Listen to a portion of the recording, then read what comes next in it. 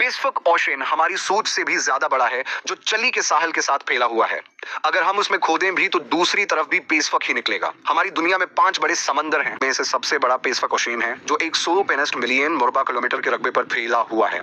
ये जानकर हैरत होती है कि जमीन का कुल रकबा सिर्फ 148 मिलियन मुरबा किलोमीटर है।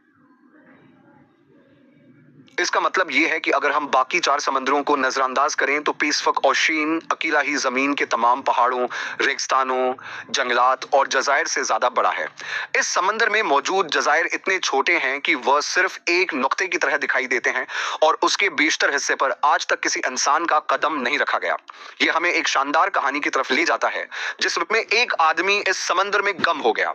वो सिर्फ चंद दिनों के लिए नहीं बल्कि हैरत अंगेज 438 दिनों तक लापता रहा। जी हाँ, इस शख्स ने समंदर में अकेले गुजारने का सबसे तवील वक्त है गुजारने का गैर इरादी आलमी रिकॉर्ड कायम किया। इसका नाम जोस साल्वाडोर एल्वरंगा था और वो मेक्सिको के छोटे गांव कोस्टा डेल सोल का एक माहिर मछिरा था। 17 नवंबर 2012 को उसने अपने साथी के साथ मछली पकड़ने के लिए समंदर में जाने का इरादा किया, जिसका मंसूबा था कि वो सिर्फ 23 घंटे गुजारेंगे। उन्होंने बहुत कम सामान लिया, सिर्फ एक दिन की खुराक और एक छोटी किश्ती जिसमें मछलियों के लिए एक कॉलर था। ताहिम एक शदीद तूफान ने उन पर हमला कर दिया, जिसने उन्हें अपनी जाल छोड़कर वापस आने पर मजबूर किया। जब वो वापस साहिल की तरफ भागे तो उनका इंजन सिर्फ 20 किलोमीटर दूरी पर खराब हो गया। अब न तो उनके पास कोई कंट्रोल था और न ही जहाज को कंट्रोल करने का कोई जरिया था। उनके पास सिर्फ एक रेडियो था, जिसके जरिए उन्होंने अपनी लोकेशन अपने बास को भेजी, लेकिन जल्द ही रेडियो की बैटरी खत्म हो गई और उनका बैरूनी राबता खत्म हो गया।